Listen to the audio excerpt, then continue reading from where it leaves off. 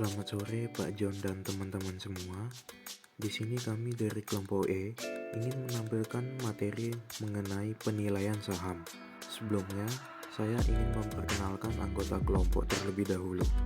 Yohanes Clement dengan NIM 2122141188, Marsyanda Adelia dengan NIM 2122141189, Sagita Rahayu Ningsi dengan NIM 2122141194, Gabriel Randi Bagas Wicaksono dengan NIM 2122142000, Valentinus Brian Putra Mahendra NIM 2122142009, Francisca Intan India Stuti dengan NIM 2122142210, Artita Falsanda dengan NIM 2122142333. Berikut materi mengenai penilaian saham. Selamat menyaksikan. Penilaian saham. Saham atau stok merupakan investasi yang menarik. Banyak para investor muda tertarik untuk berinvestasi saham melalui berbagai tawaran perusahaan pialang saham dan dapat diakses melalui gadget. Imbal balik atau return bagi para investor saham dikenal dengan sebutan dividen, yang biasanya diterimakan setiap akhir tahun atau setelah rapat umum pemegang saham dilakukan. Ada dua macam saham, yaitu saham preferen dan saham biasa. Perbedaan kedua jenis saham ini terletak pada pembagian dividen, di mana untuk dividen saham preferen selalu rutin dibagi pada periode dan besaran tetap, sesuai dengan yang dijanjikan. Sedangkan dalam saham biasa, jumlah dividen belum tentu sama dan belum tentu rutin dibagikan, sehingga perhitungan penilaian saham jenis ini agak sulit dan lebih kompleks. Penilaian saham preferen. Karena jumlah dividen yang dibagikan sama dan rutin setiap tahunnya, maka perhitungan penilaian saham seperti menghitung anuitas, dan karena saham tidak mengenal jatuh tempo atau usia saham, maka anuitas tersebut adalah anuitas sampai dengan waktu tak terhingga atau disebut perpetuity. Jadi, penilaian saham preferen ini adalah penjumlahan present value semua penerimaan dividen dari tahun pertama hingga tak terhingga dengan menggunakan tingkat suku bunga yang disyaratkan investor. Untuk lebih jelasnya bisa dilihat di gambar. Untuk mengetahui nilai saham pada tahun pertama, menggunakan rumus D dibagi 1 plus I dipangkat tahun tersebut. Untuk tahun kedua, rumusnya menggunakan D dibagi 1 plus I dipangkat tahun kedua, dan seterusnya hingga tahun yang tidak terhingga. Rumus penilaian saham preferen. Oleh menerima saham dari tahun pertama sampai dengan tidak terhingga, maka untuk menghitung nilai saham preferen dipergunakan rumus present value dari perpetuity seperti gambar di samping, yaitu VPS sama dengan DPS dibagi KPS, di mana VPS sama dengan nilai saham preferen, DPS sama dengan dividen saham preferen, KPS sama dengan tingkat keuntungan yang disyaratkan. Contoh soal, si A mendapatkan saham preferen yang memberikan dividen per tahun selamanya sebesar 1.000, dengan asumsi tingkat keuntungan yang disyaratkan investor sebesar 8% per tahun. Maka, hitunglah berapa nilai saham preferen tersebut. Jawab, diketahui DPS sama dengan 1.000, KPS sama dengan 8% per tahun, maka VPS sama dengan 1.000 dibagi 8% per tahun, sama dengan 12.500. Jadi nilai saham preferen tersebut 12.500. Penilaian saham biasa. Penilaian saham biasa lebih rumit dibanding melakukan perhitungan pada saham preferen, karena pada saham dividen belum tentu dibagikan, dan besaran dividen yang dibagikan per lembar sahamnya juga belum tentu sama setiap tahunnya. Keputusan apakah laba bersih akan dibagi kepada para pemenang saham dan berapa besarnya dividen per lembar saham selalu diputuskan dalam rapat umum pemegang saham atau RUPS. Gordon Model. Model penilaian saham yang bertumbuh atau growth secara konstan ini pertama kali diperkenalkan oleh Myron J. Gordon, sehingga sering dikenal dengan sebutan Gordon Model. Dividen saham yang tumbuh secara konstan ini biasanya terjadi pada perusahaan-perusahaan yang sudah dewasa, sudah mapan, dan pertumbuhan dividen secara konstan ini sesuai dengan pertumbuhan perusahaan. Berikutnya adalah rumus dividen tumbuh secara konstan. P0 sama dengan D0 dikali 1 ditambah G dibagi KS dikurang G, di mana P0 adalah nilai saham, D0 adalah dividen periode sebelumnya, G adalah pertumbuhan, dan KS adalah tingkat keuntungan yang disyaratkan investor. Contoh soal. Tahun lalu, perusahaan A membagikan dividen per lembar saham sebesar $4 dan tingkat pertumbuhan dividen per lembar saham diperkirakan akan selalu tumbuh besar 15% per tahun. Jika investor ingin menyimpan saham itu selamanya dan dia mensyaratkan tingkat keuntungan sebesar 17% per tahun, maka berapakah nilai saham perusahaan A tersebut? Diketahui D0 adalah $4, G adalah 15%, dan KS adalah 17%. Maka P0 sama dengan $4 dikali 1 ditambah 15% dibagi 17% dikurang 15% sama dengan $4 dikali 1,15% dibagi 2% adalah $230. Jadi, nilai saham perusahaan A adalah $230. Pada slide ini, kita akan membahas tentang rumus dividen tumbuh tidak konstan. Dividen yang tumbuh secara tidak konstan atau non-constant growth model lazim ditemui karena pengaruh ekonomi atau pengaruh siklus hidup perusahaan dan sebagainya. Misalnya, perekonomian tumbuh sebesar 5%, maka dividen juga tumbuh sebesar 5%. Bahkan lebih karena perusahaan mengalami peningkatan permintaan pasar yang sangat pesat. Kemudian, jika pertumbuhan dividen di tahun-tahun berikutnya naik, tidak lagi 5%, tetapi menjadi 7% atau bahkan 10%, maka nilai saham perusahaan tentu akan meningkat. Jadi, pertumbuhan dividen tidak harus naik, tetapi juga bisa mengalami penurunan. Lanjut ke contoh soal. Tahun lalu, dividen per lembar saham yang dibagikan PT SRKM adalah sebesar 100 karena pertumbuhan ekonomi akan membaik. Maka dividen PT SRKM diperkirakan juga akan naik sebesar 10% per tahun selama 3 tahun berturut-turut. Tetapi setelah itu dividen tahun keempat sampai seterusnya hanya bertumbuh 5% per tahun saja. Jika investor menginginkan retur atau tingkat keuntungan sebesar 15% per tahun, maka hitunglah berapa saham PT SRKM. Lanjut pembahasan dari contoh soal. Jadi diketahui DO sama dengan 100, G selama 3 tahun sama dengan 10%, G tahun keempat dan seterusnya sama dengan 5%, KS sama dengan 15% per tahun. Yang ditanyakan PO.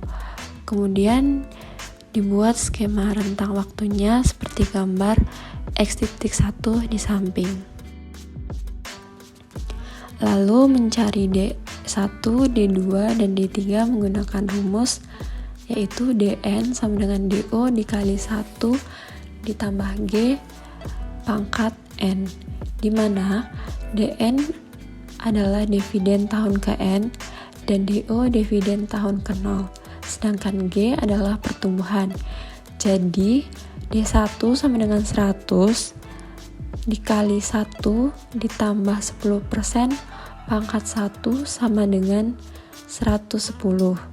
Lalu yang D2 sama dengan 100 dikali 1 ditambah 10% pangkat 2 sama dengan 121. Yang terakhir yaitu D3 sama dengan 100 dikali 1 ditambah 10% pangkat 3 sama dengan 133,1. Menghitung jumlah dividen D4 dan seterusnya, maka menggunakan rumus model yang sedikit modifikasi, yaitu PO sama dengan DO dikali kurung buka 1 ditambah G kurung tutup per KS dikurang G.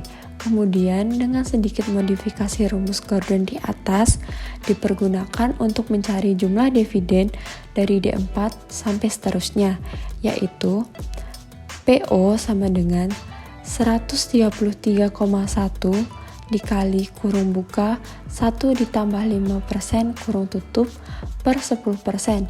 Jadi hasilnya PO sama dengan 1397,55. Jadi seluruh penerimaan dividen dari tahun keempat atau D4 sampai seterusnya adalah sebesar 1397,55. Untuk skema rentang waktu lengkapnya bisa dilihat pada gambar di samping atau gambar X.2. Kemudian mencari nilai saham atau VIBI PT SRKM Tbk. Maka semua dividen yang didapat pada masing-masing tahun di-present value-kan dengan tingkat keuntungan yang disyaratkan investor atau KS sebesar 15% per tahun. Nilai saham PT SRKM Tbk adalah VIBI PT SRKM sama dengan 110 per 1 ditambah 15% pangkat 1 ditambah 121 per 1 ditambah 15% pangkat 2 ditambah 1530,65 per 1 ditambah 15% pangkat 3 sama dengan 110 per 1,5 pangkat 1 ditambah 121 per 1,15 pangkat 2 ditambah 1530,65 per 1,15 di pangkat 3 sama dengan 95,65 ditambah 91,49 ditambah 1006,43 sama dengan 1193,56. Jadi nilai PT SRKM Tbk per lembar adalah 1193,56 dengan rentang waktu sebagai berikut pada gambar. Pada slide ini kita akan bahas tentang beberapa istilah umum dalam transaksi saham, yaitu ada AMET atau amandemen, yaitu instruksi untuk mengubah instruksi buy atau sell atau jumlah lot tertentu yang sebelumnya telah dilakukan investor. Lalu ada ARA atau auto reject atas, perdagangan dihentikan BEI saat harga saham naik 25% dalam satu hari. Lalu ARB atau auto reject bawah, perdagangan dihentikan oleh BEI saat saham turun 7% dalam satu hari. Lalu ada AFG atau average atau harga rata-rata. Lalu yang selanjutnya ada FAG down dalam kurung buy, yaitu membeli secara bertahap saat harga turun. Lalu ada FAG up atau sell, yaitu menjual secara bertahap saat harga naik. Lalu ada bearish atau pasar lesu. Selanjutnya ada BEI atau Bursa Efek Indonesia. Lalu bullish yaitu pasar bergairah. Lalu ada bursa efek atau bursa saham. Lalu ada buy yaitu membeli. Selanjutnya ada candlestick yaitu batang lilin atau indikator nilai harga naik yaitu hijau, atau turun yaitu merah, dan tampak tebal seolah-olah seperti sebuah lilin. Lalu yang selanjutnya ada gain yaitu keuntungan karena saham naik. Selanjutnya ada close, yaitu berarti harga saham saat pasar tutup. Yang selanjutnya ada emiten atau perusahaan penerbit saham. Selanjutnya frekuensi, yaitu sudah berapa kali saham tertentu diperdagangkan baik jual atau beli. Yang selanjutnya ada fundamental analysis, yaitu analisis fundamental berdasarkan laporan keuangan perusahaan. Selanjutnya ada gain atau keuntungan. Yang selanjutnya ada Hang Seng yang memiliki arti saham di Hong Kong.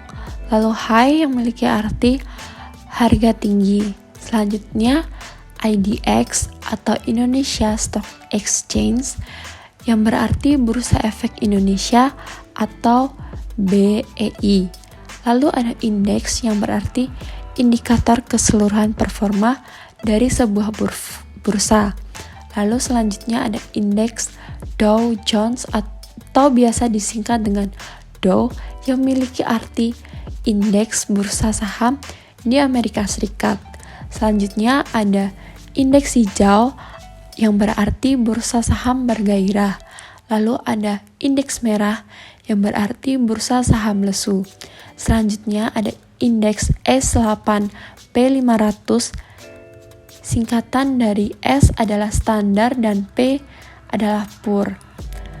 Lalu selanjutnya ada indeks syariah yang memiliki arti indeks saham di BEI untuk perusahaan-perusahaan yang dikelola secara syariah. Lalu yang selanjutnya ada intraday atau berarti tampilan transaksi dalam satu hari. Lalu di slide ini ada IPO yang memiliki arti initial public offering atau penawaran perdana atau penawaran pertama kalinya atas saham tertentu di bursa. Lalu ada listing yang memiliki arti perusahaan yang terdaftar di bursa saham.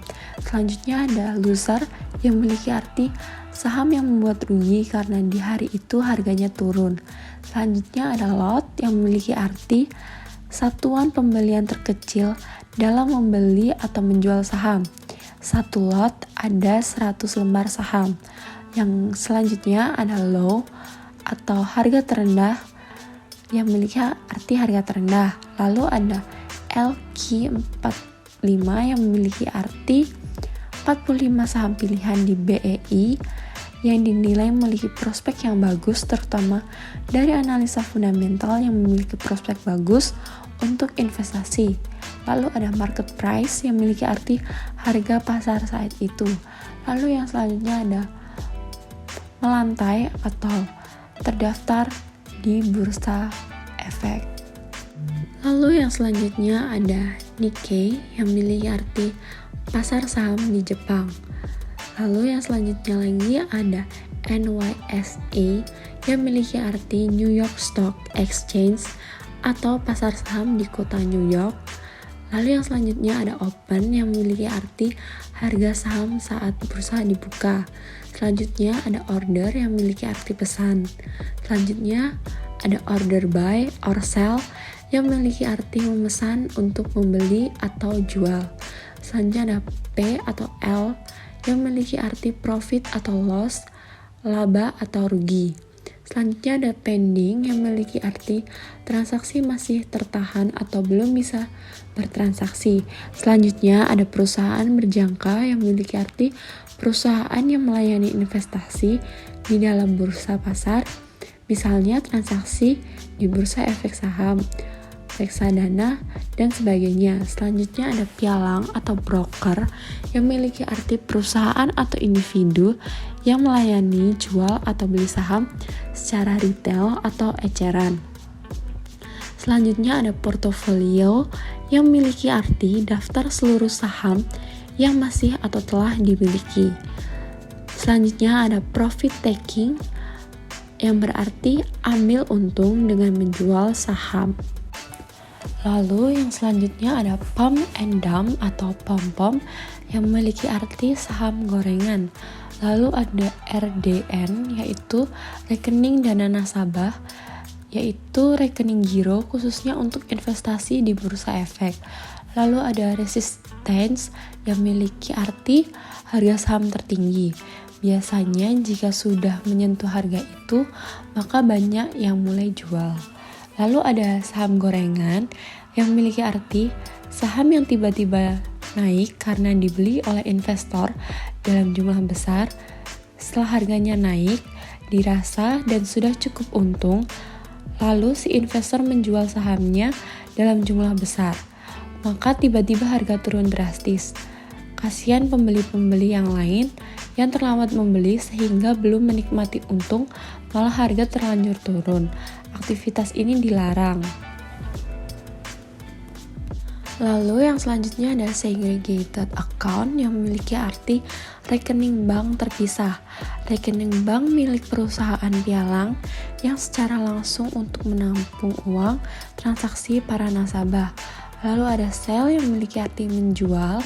Lalu ada support yang memiliki arti harga saham terendah dalam grafik.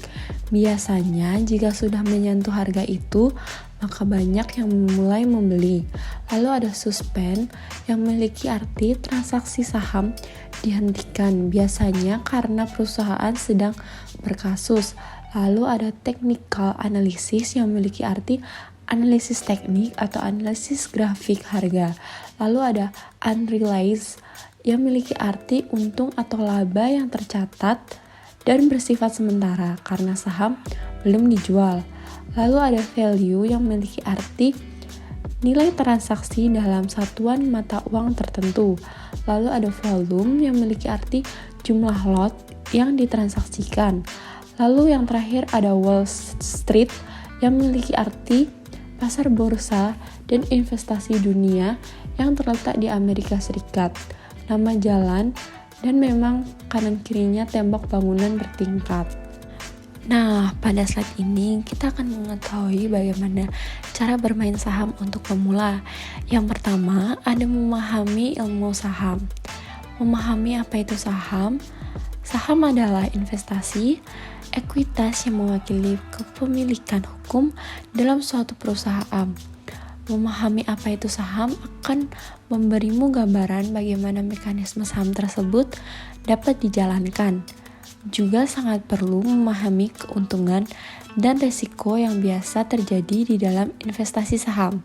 Yang kedua, ada siapkan dana minimal. Memisahkan dana investasi dengan dana sehari-hari menjadi salah satu peraturan keuangan yang penting. Usahakan dana yang digunakan adalah dana yang diniatkan untuk diinvestasikan. Lalu yang ketiga ada tentukan perusahaan sekuritas. Perusahaan sekuritas adalah perusahaan yang telah mendapat izin usaha dari OJK untuk dapat melakukan kegiatan usaha sebagai perantara pedagang efek, penjamin emisi efek, atau kegiatan lain yang sesuai dengan ketentuan yang telah ditetapkan oleh pengawas pasar modal. Lalu yang keempat yaitu buka rekening efek di perusahaan sekuritas pilihan. Di rekening ini nantinya kamu akan menyetorkan uang. Dengan uang ini, kamu bisa membeli saham yang kamu inginkan. Jangan lupa untuk meminta pengurusan kartu KSEI yaitu Custodian Central Efek Indonesia. Ini merupakan bukti kamu adalah salah satu investor yang dilindungi di Indonesia. Selanjutnya ada KSEI atau Custodian Central Efek Indonesia. Custodian Central Efek Indonesia atau KSEI ini didirikan sesuai dengan Undang-Undang Nomor 8 Tahun 1955 tentang pasar modal, dan hal ini bertujuan untuk melindungi investor yang ada di Indonesia. Oleh karena itu, para investor saham, komoditi, dan sebagainya menjadi anggota KSEI. KSEI sebagai lembaga penyimpanan dan penyelesaian. PT Custodian Central Efek Indonesia atau KSEI merupakan lembaga penyimpanan dan penyelesaian atau LPP di pasar modal di Indonesia yang menyediakan layanan jasa kustodian sentral dan penyelesaian transaksi efek yang teratur, wajar, dan efisien sesuai amanat Undang-Undang Nomor 8 Tahun 1995 tentang pasar modal. KSEI didirikan di Jakarta pada 23 Desember 1997. KSEI memperoleh izin usaha pada tanggal 11 November 1998. KSEI mulai menjalankan operasional penyelesaian transaksi efek dengan warkat pada tanggal 9 Januari 1998. Pada tahun 2000, KSEI bersama SRO lainnya menerapkan transaksi perdagangan dan penyelesaian efek tanpa warkat di pasar modal Indonesia. Melihat perkembangan transaksi pasar modal, KSEI berinisiatif melakukan pengembangan berkelanjutan atas sistem CBAS melalui CBAS Next Generation. Hal ini mendukung perkembangan pasar modal di Indonesia, terutama dari sisi peningkatan jumlah investor dan peningkatan jumlah penyelesaian transaksi. Perusahaan sekuritas yang ada di Yogyakarta, ada PT BNI Sekuritas, PT CGS CMB Sekuritas Indonesia, PT Dana Reksa Sekuritas, PT FAC Sekuritas Indonesia, PT Indo Premier Sekuritas, Mandiri Sekuritas, PT Mira Aset Sekuritas Indonesia, PT MNC Sekuritas, PT Philips Sekuritas Indonesia, PT Printako Sekuritas, PT Sekrelian Sekuritas Indonesia Tbk, PT Sinarmas Sekuritas, PT Valburi Sekuritas Indonesia. Jenis pasar modal terbagi menjadi 3, yaitu yang pertama adalah Sekolah Pasar Modal atau SPM. Sekolah Pasar Modal atau SPM adalah program edukasi dan sosialisasi pasar modal yang diselenggarakan secara berkala oleh Bursa Efek Indonesia atau BII. Jenis sekolah pasar modal yang diselenggarakan adalah Sekolah Pasar Modal Reguler atau SPM Rutin dan SPM Syariah. Sekolah Pasar Modal Online dan Sekolah Pasar Modal Institusi dan Komunitas. Dalam menyelenggarakan SPM reguler dan SPM online, BII bekerjasama dengan The Indonesia Capital Market Institute atau bisa disingkat dengan TICMI. Seluruh masyarakat umum dapat menjadi peserta SPM apabila telah melakukan pendaftaran sesuai dengan syarat dan ketentuan yang berlaku. Kemudian, yang kedua adalah Sekolah Pasar Modal Reguler. Nah, SPM reguler ini terbagi menjadi SPM rutin dan SPM syariah atau SPMS dan terdiri dari 2 level. Setiap peserta SPM reguler akan mendapatkan sertifikat kegiatan apabila telah mengikuti secara lengkap level 1, level 2 atau workshop investasi dan telah melakukan transaksi jual beli saham minimal 1 kali transaksi. Kemudian yang terakhir adalah Sekolah Pasar Modal Online. Nah, SPM online merupakan alternatif bagi Anda yang terkendala waktu dan tempat. SPM online dapat diikuti kapanpun, dimanapun, tanpa harus mengikuti kelas tatap muka. Nah, Anda juga dibebaskan untuk memilih perusahaan sekuritas sesuai dengan preferensi masing-masing. Yang pertama adalah materi digital yang bisa diakses kapanpun tanpa batas waktu. Kemudian, yang kedua adalah pembukaan rekening efek dengan modal awal Rp100.000. Kemudian yang ketiga adalah sertifikat digital setelah melakukan transaksi atau jual beli saham. Kemudian yang terakhir adalah forum diskusi digital. Syarat dan ketentuan pendaftaran. Yang pertama, peserta yang ingin mengikuti SPM online harus memenuhi persyaratan sebagai berikut. Yang pertama, berusia minimal 17 tahun. Memiliki kartu tanda penduduk, memiliki NPWP. Bagi yang belum memiliki NPWP, dapat mengirimkan fotokopi NPWP orang tua atau suami dan fotokopi kartu keluarga. Memiliki rekening tabungan pribadi, memiliki komputer, laptop, tablet, dan smartphone, serta internet. Syarat dan ketentuan yang kedua yaitu melakukan pendaftaran secara online. Yang ketiga, mempelajari materi atau video pembelajaran awal SPM online. Yang keempat, jika tertarik, peserta melanjutkan pendaftaran dengan memilih perusahaan sekuritas, mengisi formulir yang dibutuhkan untuk membuka rekening saham. Yang kelima, menyetor dana investasi awal senilai 100.000 kepada perusahaan sekuritas yang dipilih. Yang keenam, mengirimkan hard copy serta mengirimkan bukti transfer kepada perusahaan sekuritas. Yang ketujuh, peserta dapat mulai mempelajari materi pembelajaran SPM online keseluruhan. Dan yang terakhir, setelah rekening dana nasabah tersedia, peserta sudah resmi menjadi investor DSN dapat melakukan transaksi. Contoh perhitungan beli atau jual saham 1 lot. Dengan asumsi investor sudah mendaftar ke salah satu perusahaan pialang, sudah memiliki RDN dan sudah diperolehkan bertransaksi, maka misalkan hanya akan memberi 1 lot saham tertentu di harga Rp100 per lembar saham, maka 1 lot sama dengan 100 lembar saham. Harga sama dengan Rp100 per lembar saham.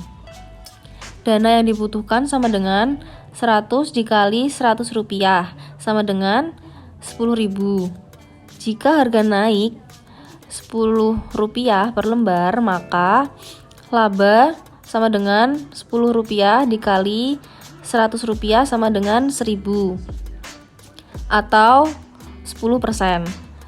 Sebaliknya, jika harga turun Rp10 per lembar, maka rugi 1.000 atau minus 10%. Contoh perhitungan average down. Average down diartikan sebagai membeli bertahap pada saat harga saham mulai turun. Aktivitas ini dilakukan agar harga rata-rata per lembar saham yang dimiliki juga akan ikut turun. Sebagai ilustrasi, misalnya investor baru hendak membeli 2 lot saham, tetapi dia ingin membeli secara bertahap, jadi tidak langsung semua dibelikan 2 lot. Dan harga pada saat itu adalah Rp100 per lembar atau 1 lot Rp10.000. Jadi dia membeli 1 lot. Nah, untuk mempermudah kita akan menggunakan bantuan Excel, yang dimana kita akan membuat suatu tabel berisi 5 kolom, yaitu ada buy lot, jumlah lot yang kita beli, shares, jumlah lembar saham yang kita beli waktu itu, sell, price, harga saham waktu kita membeli itu, dan juga amount, total uang yang kita keluarkan. Jadi kita akan mengisi pada baris pertama itu ada 1 lot yang kita beli. 1 lot tersebut adalah 100 lembar saham, kita isi di bagian shares, dan price-nya adalah Rp100. Amount-nya itu 10.000, yaitu harga 1 lot saham. Rp100 dikalikan dengan 100 lembar.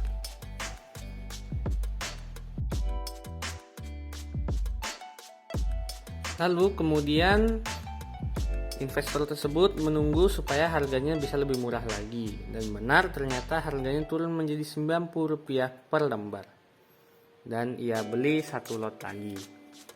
Nah, kita kemudian akan menulis di baris kedua yaitu 1 lot, dan lalu bagian shares-nya itu kita isikan 100 lembar. Di bagian price-nya kita isikan Rp90, dan di amount-nya 90 dikali 100 yaitu Rp9.000. Nah, tidak berhenti sampai situ, kebetulan investor tersebut akan membeli 3 lot saham yang sama, dan harga per lembar pada saat itu sudah turun menjadi Rp75 per lembarnya. Maka kita akan menambahkan di tabel tersebut, di baris ketiga ada buy lot-nya itu 3, shares-nya itu 300, seperti dalam lembar saham, 300 lembar saham. Price-nya itu Rp75, dan untuk amount-nya kita akan mengalihkan sell price-nya dengan sell shares-nya, yaitu 75 dikalikan 300. Menjadi hasilnya adalah 22.500. Nah, setelah kita sudah menulis semua itu di dalam tabel, kita akan mencari average price-nya untuk saat ini.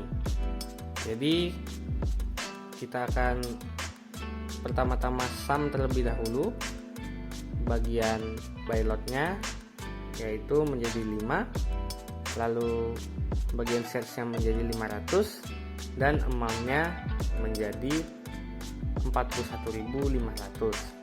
Nah, untuk mencari average price-nya kita akan menggunakan sell amount 41.500 dibagikan dengan sell shares yaitu 500 menjadi Rp83.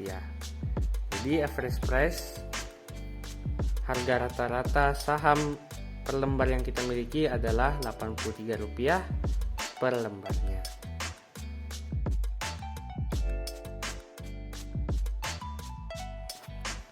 Pekerjaan rumah nomor 8.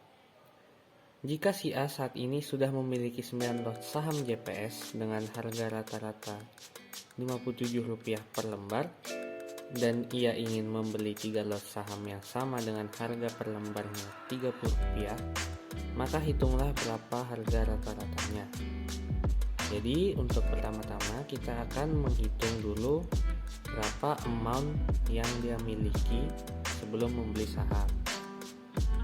Jadi kita akan menghitung harga per lembarnya itu Rp57 dikalikan dengan 9 lot. Jadi Rp57 dikalikan 900 lembar, yaitu amountnya jadinya adalah Rp51.300. Lalu kita juga akan menghitung berapa harga amount yang akan dia keluarkan pada saat membeli tersebut, yaitu Rp30 dikalikan dengan 3 lot. Jadi Rp30 dikali 300 lembar, hasilnya adalah Rp9.000. Jadi setelah itu kita akan menjumlahkan amount tersebut menjadi Rp51.300 ditambah Rp9.000, Rp60.300. Dan juga total lotnya adalah 12 lot. Nah, untuk mencari average price atau harga rata-ratanya, kita akan membagikan amount Rp60.300 dibagi dengan jumlah lembar saham, yaitu 1.200. Jadi hasilnya adalah Rp50.25.